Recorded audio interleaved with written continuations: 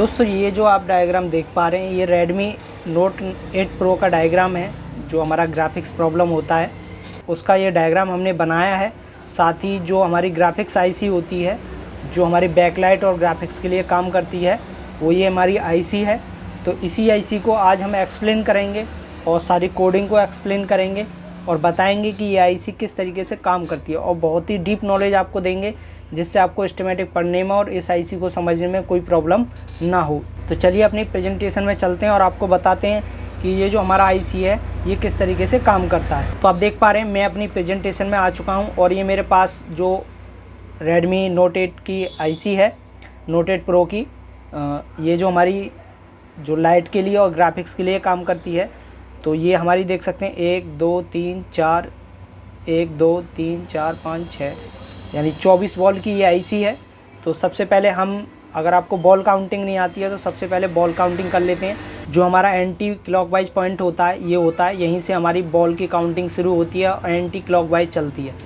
तो ये A2 हो गई, ये हमारा A3 हो गया, ये A4 हो गया। इसी तरीके से B1 B2 B3 ये हमारी सभी बॉल्स होती हैं। तो ये सभी बॉल एंटी क्लॉकवाइज पॉइंट चलती हैं। तो देख सकते हैं ये मैंने पूरा आईसी ड्रॉ कर लिया है और इसको चलने के लिए हमें ज़रूरत पड़ेगी एक DC to DC आईसी की, और दूसरे नंबर पर ज़रूरत पड़ेगी हमें CPU की, और हमें ज़रूरत पड़ेगी LCM जो हमारा कनेक्टर होता है।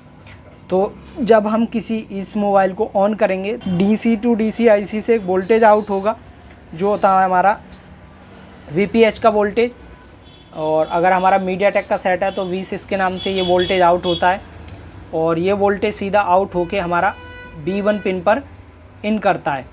इस वोल्टेज का जो नाम होता है VSYS होता है यानी V6। इस लाइन में आपको एक कैपेसिटर देखने को मिलेगा जो कि फिल्ट्रेशन का काम करता है, जो कि हमारा 10 माइक्रोफैरेड का एक कैपेसिटर होता है। उसके बाद यही जो सप्लाई होता है हमारा इस बूस्ट कॉइल के ज़रिए और हमारा D4 पिन पर इन होता है। चलिए इसी चीज़ को मैं आपको एस्टिमेटिक के ज़रिए से समझा देता हूँ। तो आप देख सकते हैं ये एक Redmi Note 8 Pro का बैकलाइट का एस्टिमेटिक डायग्राम है और जो हमारा ग्राफिक्स का वो भी इसी आईसी से रिलेटेड है। तो आप देख सकते हैं यहाँ से एक सप्लाई इन हुई जो कि B1 पिन पर इन हो रही है, और आप देख सकते हैं यही जो सप्लाई है हमारी यहाँ से एक कॉइल के ज़रिए, आप देख सकते हैं ये कॉइल लगा हुआ है हमारा, ये लगा हुआ कॉइल जो कि हमारा 2.2 माइक्रो हेनरी का कॉइल है, और ये हमारा D4 पिन पर इन हो रहा है जो कि हमारा SW यानी स्विचिंग पिन है। उसके बाद बात करते हैं ये जो हमारा कॉइल होता है 2.2 माइक्रो हेनरी का होता है।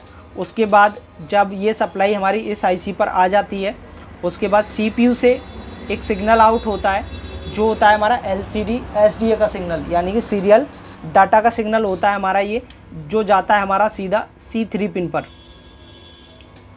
इसके बाद एक और सिग्नल यहाँ से CPU से आउट होता है जो होता है हमारा SCL यानी सीरियल क्लॉक का सिग्नल, यानी जो हमारा पहला सिग्नल था जो SDA का था सीरियल डाटा का सिग्नल था, ये SCL का सिग्नल यानी सीरियल क्लॉक का सिग्नल, ये हमारा जाता है C2 पिन पे।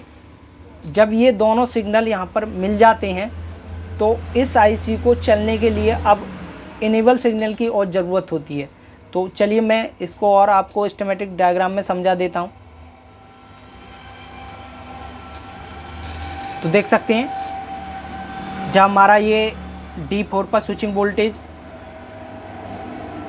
वोल्टेज है और इसके चलने के लिए आप देख सकते हैं यहाँ पर ये हमारा SCL और SDA, यहाँ पे देख सकते हैं SCL और SDA दो सिग्नल आते हैं जो कि आते हैं हमारे CPU से, जो आते हैं C2 पिन पे और C3 पिन पे। उसके बाद देखते हैं जब ये दोनों सिग्नल यहाँ पर आ जाते हैं तो CPU से ही हमारा LCD अनेबल सिग्नल निकलता है जो जाता है हमारा B2 पिन पे। जब यहाँ से ये इनेबल सिग्नल निकलेगा और दूसरे नंबर पर जो हमारा अनेबल सिग्नल होता है वो 1 निकलता है और जो जाता है हमारा B3 पिन पर, यानी ये दोनों सिग्नल हमारे CPU से निकलते हैं और B3 और B2 पिन पर जाते हैं। तो इसी चीज़ को मैं आपको डायग्राम में दिखाता हूँ। तो आप देख सकते हैं जो हमारा GPIO सिग्नल जो हमारा CPU से निकलता है वो जाता है B3 पिन और B2 पिन पर, जो होता है हमारा LCD का अनेबल सिग्नल। उसके बाद जब ये VPA सप्लाई यहाँ मिल जाती है, उसके बाद ये हमारा SDA और सीरियल डाटा और सीरियल क्लॉक दोनों सिग्नल यहाँ पर मिल जाते हैं। CPU से अनेबल सिग्नल जब यहाँ पर मिल जाएगा तो ये सप्लाई 2 वोल्टेज को आउट करेगी। वो 2 वोल्टेज कौन से होते हैं चलिए देखते हैं। तो B4 पिन से जो हमारी एक सप्लाई आउट होगी जिसका नाम आप देख सकते हैं VSP यानी वोल्टेज प्लस और AVDD, या तो इसका नाम VSP होगा या इसका नाम AVDD हो सकता है। ये जो वोल्टेज होता है हमारा ये +5 वोल्टेज से +6 वोल्टेज तक का होता है। इसकी लाइन में आपको 2-3 कैपेसिटर देखने के लिए मिलेंगे जो कि हमारे फिल्ट्रेशन कैपेसिटर होते हैं। उसके बाद जब यहाँ से BSP वोल्टेज या AVDD वोल्टेज हमारा यहाँ पर आ जाता है तो हमारी जो IC होती है ये एक और वोल्टेज आउट करेगी VSN, या तो वो इसका नाम VSN हो सकता है या फिर ABEE। ये कोडिंग होती है जो स्टेमेटिक के आधार पर बदलती रहती है, या तो VSN आपको देखने के लिए मिलेगा या आपको ABEE देखने के लिए मिलेगा। ये जो वोल्टेज होता है हमारा ये -5 वोल्टेज से लेकर -6 वोल्टेज तक यहाँ पर मिलता है। तो ये चीज़ को मैं आपको डायग्राम के थ्रू समझा देता हूँ। तो आप देख सकते हैं यहाँ पर हमारा वोल्टेज इन हुआ और स्विचिंग होके यहाँ पर आया। उसके बाद SCL और SDA दोनों सीरियल डाटा सीरियल क्लॉक हमारे CPU से मिलते हैं। उसके बाद हमारा इनेबल सिग्नल मिलता है, LCD इनेबल सिग्नल 1 और 2। जब ये दोनों सप्लाई यहाँ पर मिल जाएंगी तो यहाँ से हमारे 2 वोल्टेज आउट होंगे। आप देख सकते हैं LCD आउट और आप देख सकते हैं V वोल्टेज पॉजिटिव और वोल्टेज नेगेटिव, यानी +5 वोल्टेज जो होती है हमारे VSP, यहाँ से VSP, और वोल्टेज माइनस होते हैं हमारे VSN।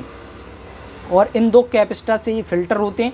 उसके बाद सीधा हमारी ये डिस्प्ले कनेक्टर पर चले जाते हैं। तो देख सकते हैं यहाँ से ये 2 वोल्टेज आउट हुए और हमारे सीधे डिस्प्ले कनेक्टर पर आ गए। उसके बाद जब ये दोनों वोल्टेज यहाँ पर आ जाते हैं तो यहाँ पे देख सकते हैं ये A4 से और हमारा A2 से एक कैपेसिटर कनेक्ट होता है। आप देख सकते हैं कैपेसिटर कनेक्ट है A4 और A2 से, और ये कैपेसिटर जो होता है हमारा लगभग सीरीज़ में कनेक्ट होता है। अगर कैपेसिटर के आप इस साइड चेक करोगे तो आपको 2.2 वोल्टेज मिलेंगे, और इसके दूसरे साइड आप अगर चेक करोगे तो आपको 5 वोल्टेज के करीब यहाँ पर देखने के लिए मिलेगा। ये एक ऐसे प्रोटेक्शन कैपेसिटर है जो हमारे VSP और VSN वोल्टेज जो निकलते हैं यहाँ से उनको फ्रैक्चुएट कर यानी कि उनको स्टेबल रखता है। तो उसी के लिए ये कैपेसिटर काम करता है। बाय चांस ये कैपेसिटर भी अगर ख़राब हो जाएगा तब भी हमारे डिस्प्ले पर ग्राफिक्स नहीं आएगा और काम नहीं करेगा, या तो लाइनिंग शो होगी आपको डिस्प्ले पर। ठीक है, तो इस चीज़ को डायग्राम में देखते हैं। तो देख सकते हैं यहाँ पर आप देख सकते हैं C+ और C-, A4 और A2 लाइन से हमारा ये कैपेसिटर लगा हुआ है सीरीज़ में, जो कि प्रोटेक्शन का काम करता है। आप देख सकते हैं यहाँ पर। तो आप देख सकते हैं मैंने पूरा डायग्राम आपको एक्सप्लेन कर दिया है। फिर से मैं आपको एक बार एक्सप्लेन कर देता हूँ। तो यहाँ से जब हमारा मोबाइल ऑफ कंडीशन में होता है तो जब आप बैटरी लगाएंगे तो यहाँ से एक वोल्टेज आउट होगा V6 का, जो कि B1 पिन पर हमारा आ जाता है। ये जो वोल्टेज होता है आपको ऑफ कंडीशन में मिल जाएगा, और यही वोल्टेज आपको इस कॉइल के थ्रू यहाँ पर मिल जाएगा। यही जो वोल्टेज होता है हमारा इस कॉइल के थ्रू आपको D4 पिन पर मिल जाएगा। ये जो वोल्टेज आपको ऑफ कंडीशन में देखने के लिए मिलेगा यहाँ पर। उसके बाद एक सिग्नल हमारा CPU से जनरेट होगा जो होता है हमारा SDA का सिग्नल। आप देख सकते हैं यहाँ से SDA का सिग्नल निकलेगा और जो चला जाता है हमारा C3 पिन पर। उसके बाद SCL यानी सीरियल क्लॉक का सिग्नल निकलेगा। उसके बाद हमारे 2 सिग्नल आउट होंगे। ये दोनों सिग्नल हमारे CPU से और IC के लिए जाएंगे, और ये जब IC के लिए चले जाते हैं यहाँ पर तो IC क्या काम करती है, 2 वोल्टेज को आउट करेगी VSP और VSN। अब देख सकते हैं ये दोनों वोल्टेज यहाँ से आउट हुए और यहाँ पर आया। उसके बाद सेकंड वोल्टेज हमारा आउट हुआ और ये सीधा डिस्प्ले कनेक्टर पर पहुँच गया। उसके बाद में ये जो हमारा होता है एक पिन प्रोटेक्शन का होता है। यहाँ पे देख सकते हैं ये पिन प्रोटेक्शन के रूप में लगा हुआ होता है। तो इस तरीके से जो हमारा Redmi Note 8 Pro में जो हमारा लाइट और ग्राफिक्स आईसी होता है वो काम करता है। चलिए मैं इस आईसी को आपको दिखा देता हूँ बोर्ड में ये कहाँ लगी होती है। आप देख सकते हैं, अगर आप बोर्ड व्यू में जाके देखेंगे तो ये आईसी यहाँ पर आपको यहाँ पर देखने के लिए मिलेगी। उसके पास में एक बड़ी सी आईसी है, ये हमारी चार्जिंग आईसी है, और उसके बराबर में ये आपको देखने के लिए मिल रही होगी, यही हमारा ग्राफिक्स और बैकलाइट के लिए काम कर रहा है।